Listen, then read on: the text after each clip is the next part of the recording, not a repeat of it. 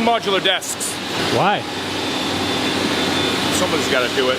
I'm ready when you are. What are you doing? Making brackets out of aluminum for the new spindles for the line ball.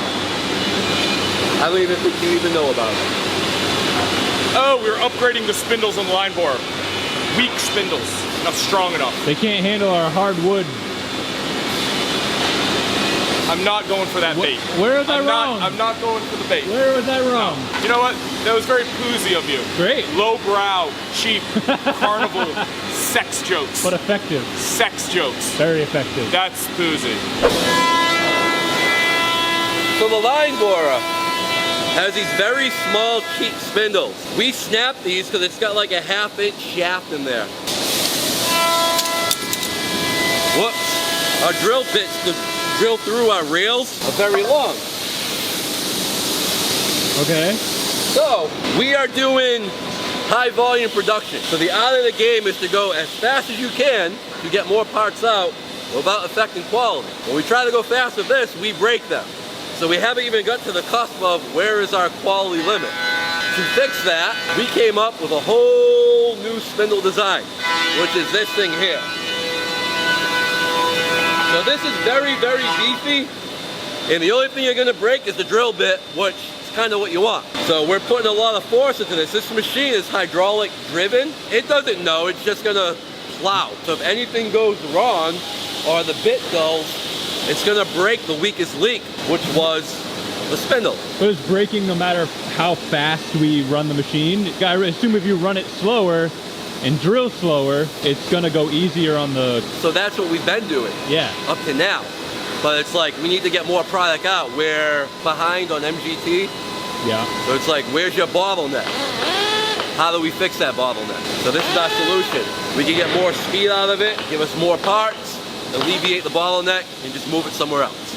Only like 5 more to make? 5 more to make. So yesterday I chopped up all my stock, cleaned it up to the exact size I need, and now we're just gonna machine them. What is it, aluminum? Aluminum. Okay. 6061 grade aluminum. Did you cut those here? Yeah. Where? What's that? It's stuck. Ah, okay. That's because you came down. Oh, I have to go all the way up? Yep. Oh, whoops. So let me show you a trick. When that happens, give it a good jerk and it'll pop. I lied. Oh! Whoops! Alright, I got another thing to fix. A few moments later. Floppy disk. No way! That's how old we are. That's how old these are? Yeah. But they're awesome machines. What even is this? It just looks like a really big drill press. Basically, it is. That's what it is. Except it's precision and the tables move. Oh. So, it is a CNC. Come on over. Okay, alright. So 25 years ago, when I was in trade school, this is our introduction to CNC. It was actually this exact machine. Oh, no way. They're like really, really good, easy to use CNC machines. You can cut metal with them, you can cut wood. Instead of spending 200 grand for another M&T or CNC router, right. it's like I can pick these up for less than 10 grand. Nice. And they're fast and give a great, great finish. So I arguably think this cuts a better hole than what those do, just because of the sheer weight and the size of the the guides on it. So do you need a special bit to cut metal? Yeah, so it's a little bit different than the wood bit. The wood bit is a lot more sharper of a rake to get the wood chips out, where a metal one is a lot more less gradual to grab the parts, grind them up, and pull them out. I will be cutting pretty soon if you want to come back and check it out. Okay. Right now I gotta get Zach up and going. Yeah, okay. Have fun. I don't know if Zach ever seen a floppy disk before. Okay. Oh shit. Caught my shirt. Fucking dropping everything. Dropping everything. Rough morning. More moments later. It's tinsel. So, making this pot right here. That means nothing to me. Okay. So, what we're making is this pot right here. There we go. So this new spindle we talked about, The part we're making is this back piece here. Okay. I can also show you on the computer. My desk is a mess because I am working very, very hard right now. Yeah, sure. Right, Johnny? That's right, always. So we got 3 pieces we got to make. Your bracket, your base plate with the dovetail that's fixed to the base plate, and then we have a not fixed dovetail that's going to clamp the assembly together so it can't move. Put a small gap in there, so even if this is off just a little bit, it will still clamp onto the dovetail. But I'm good, so it's not off. So you can see at this operation, this is what we're doing. We're putting that slot in there. So I already did a single operation where we did all these holes. Okay. I still do need to thread this hole, and that one. But we're doing things at different steps. So yeah, let's cut some metal. All right. You want to do the honors? Which one do I push? Hit start. Right here? Yeah. Boop. Go. Go. Here we go.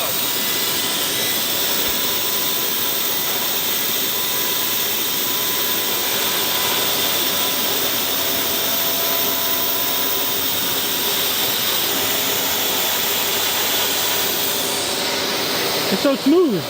Yeah. When you get the right speeds and feeds working together, you don't even hear it. It's like cutting butter.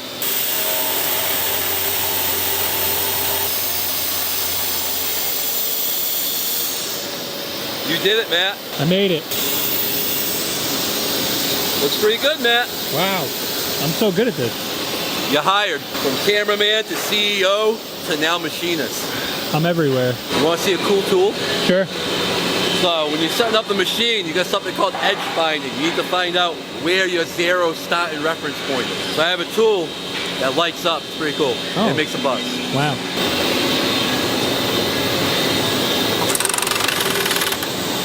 Oh, that thing just like auto tightened. Yep, it's a quick tool changer. All right, so take a look in that hole. As soon as we touch the metal, the light will go off in the buzzer. Yeah. Oh yeah. As soon as that goes off, now I know where my zero location is for my x-axis. So now I'll zero that out. Now I know where X is, so I'm technically not completely zeroed out yet because the size of that ball is 400 thousandths of an inch, so I need to go half of that. Now if I go over another 200, the center of that ball now should be right over the line of the work. And now we got our 0, 0 reference. Don't you have to zero your Z as well, though? I will once I put the tool here. All right, so you asked about setting the Z height. This is how we would do it. I'll take my blueprint / feeler gauge. What? And what I'm going to do is I'm going to touch off the top of the cutter to where it starts grabbing. A piece of paper is 3/1000ths of an inch, so the same as a piece of hair. So I get a feel, Matt? Yeah, so it's like a little tight. Yep. I can feel it scraping. So we're going to make that a 0. Okay. Take a look at my print. I need to turn this big block of metal into this, or there's a 3D picture of it. Got it. I'm going to cut a nice slot into the metal, all the way down to almost the bottom of what that dimension is. So essentially, we're telling the machine that we will cut a slot. Now my line's not straight, I'm sorry guys. Inside here, it's going to do this in 2 cuts. So come cut like this, cut back like that, and it'll just keep on going down until we reach 1 inch. So that's basically what we're cutting out. Then that way the dovetail will come in next, and then cut that out like so. And then, once we get that out of here, all this material will get removed. Okay. So I told the machine I want the direction to go counterclockwise. So what that means is my tool is cutting clockwise. If I'm cutting counterclockwise, that means I'm going to be climb cutting. With metal, climb cutting's good. You get a better finish. With wood, it's not. Reason being is the metal is hard. Wood's soft, so you can push the chip into the work. So wood, you'll get fuzzy. This you won't.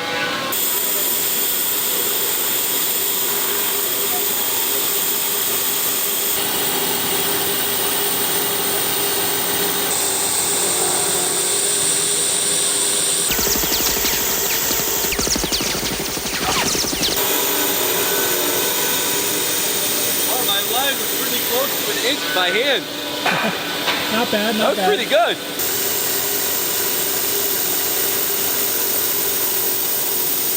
All right, we got a slot. 4 more to go, and then we can cut a dovetail. That's gotta be hot, no? Not at all. It's aluminum. Aluminum dissipates heat. Even on the inside? Yeah. Yeah, it's like a little warm, but barely. Yeah. Not bad, Matt. Not bad. You did it. We did it. The next day. Typically, a lot of people don't cut dovetails on the regular. By the way, this is a very gnarly cutter. Yeah. Extremely sharp, very funny looking, and I tried it. Now the noise that it made, even though I was cutting very, very slow on the speed of the machine, it was such a loud, high-pitched vibration noise that everyone was stopping what they were doing, running out of the turret, thinking the machine blew up, and ran down here. Oh, God. So I stopped. You can see the vibration from it. It was just too much for it. I will go back to the original plan where we'll just take all this material out and then I can take small light cuts at it instead of trying to do the whole thing at once. We're going to remove all this metal. Okay. Got a bigger cutter in here, so hopefully do it faster, give us bigger chips.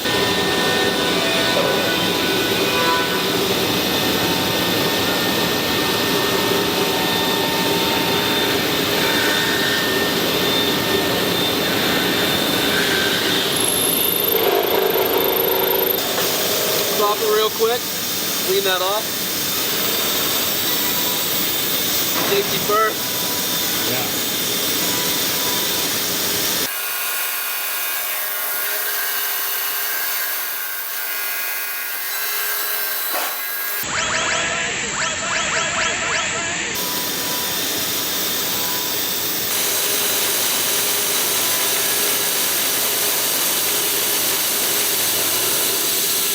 See that funnel? Yeah, it's a big piece. That is cool. Yeah, I'll take some of that. All right, Matt, on to the next one. I'm afraid if you do anything wrong here, it makes a big loud bang.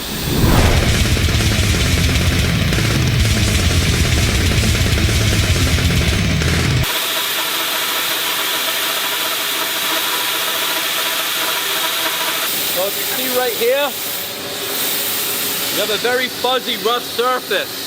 When this tool goes by, it'll be nice to remove with a mirror.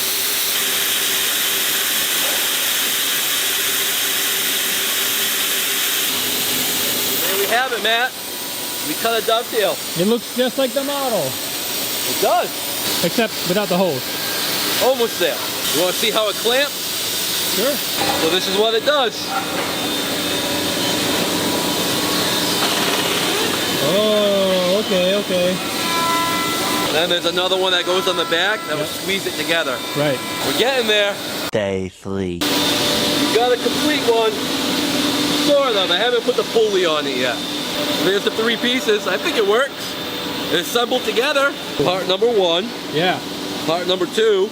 Yep. And part number 3. There's a lot of tapping today. So that's putting the threads in the holes. Want to see me tap a hole? Sure. So here's a tap. Okay. So what it does is it cuts those threads inside the hole. You're basically just gonna carve them out That's it. by hand. By hand. What? Put a little bit of oil on it.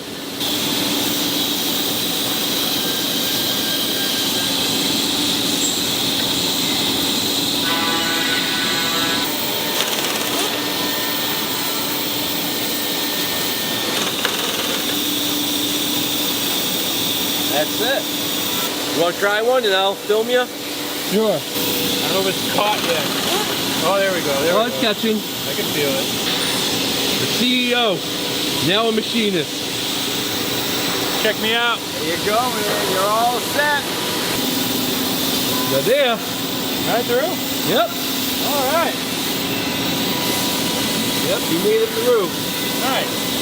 Sorry if that hole sucks. No, it should be perfect. All I right. think that was pretty cool. Nice. All right, so here's our 3 pieces that we machined. We got our main, I guess, base. Yep. Then we have the back base clamp. That holds onto our rail. And then we have our mount. Before we got these in and I designed this, I didn't know how this was going to sit in there, so I left 1 inch spacing. So if we need to go this way or we need to go this way, we have room to adjust it. Got it. Come to find out, we are, mounting it like this, a little off, so we have the spacing that we need. I see, I see.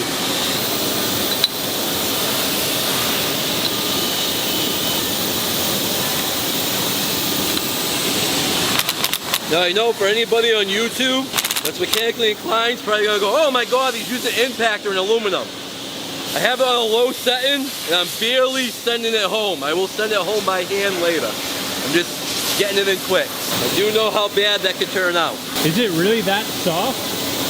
Aluminum, yeah. You just drill right into it? Well, the thing is, this bolt is a hardened bolt, so it can literally, if you over tighten it, just rip the threads right out of the aluminum. Oh, I see, yeah.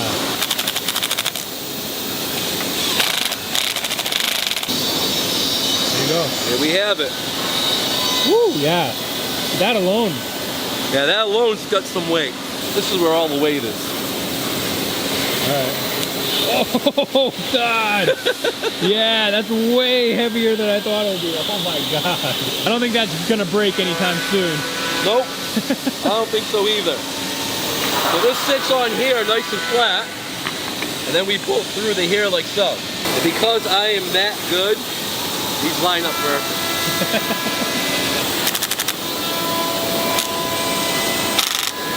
Boom. All right, let's go weigh it. We're gonna go to the largest scale in the world. Oh, going back there? Okay. I don't know of any other one. Yeah, you're right.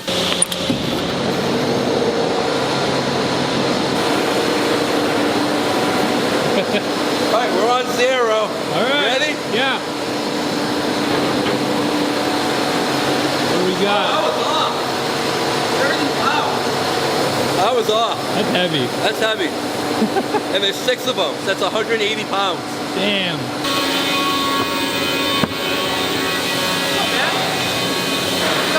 Nice haircut. Oh, thanks, man. I had a wedding. Not my wedding, but I went to a wedding again. Already. We're gonna cut some parts. We're gonna see if I'm good or not. Spoiler alert, he's good. If my math is correct, which I think it is, this will actually be very, very close to the wall on the back side of the mountain area. And then all the clamping force will come up from here and squeeze the dovetail chamfer into the mating dovetail chamfer. Okay. And that will stop it from moving left and right or twisting. Let's see. Makes sense to me.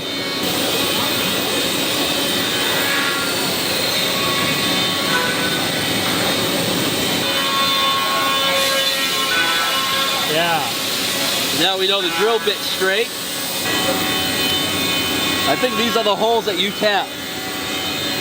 So they're perfect. They are perfect. Nice. It's locked in. But we can still move it. Got it. Yeah.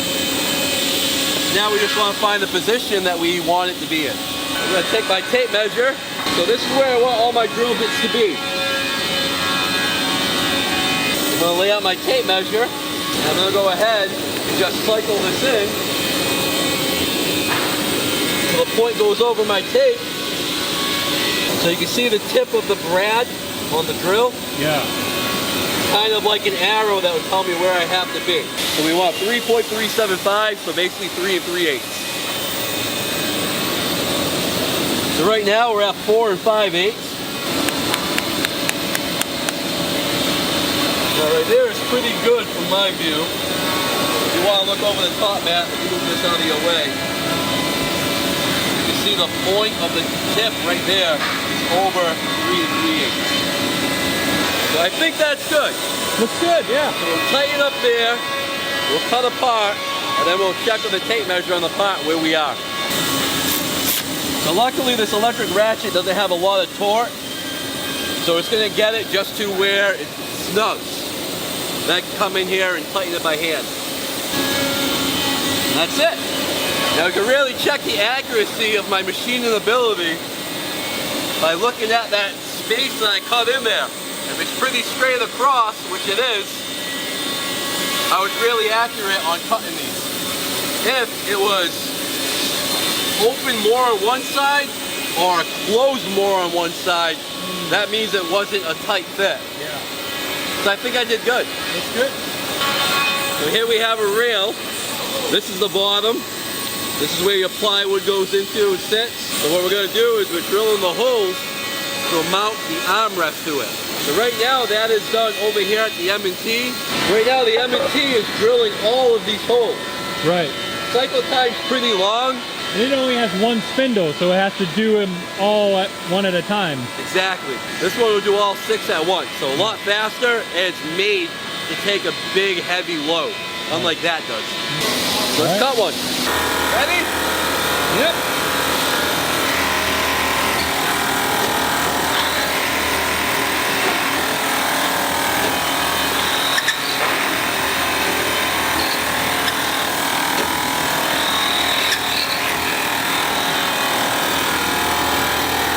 Is that supposed to happen? Yeah, so it pops through. Oh. Here we go. So that's all those holes do, is just gives us a place to mount this reel. Right, so you don't have to drill a hole through the top and mount it that way. You can come in through the bottom. Exactly. So now your armrest makes of your reel. Got it. Cool. We did it. Did it. How's it feel? Accomplished. Good. Sugar, spice, and everything dice.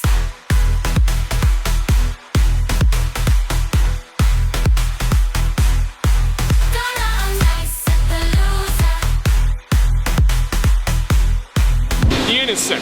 I got a 4-word email from him this morning. Oh, wow. Sick as a dog. And then that was it. No follow-up. Okay. Didn't even give us like... That's, you know what I mean?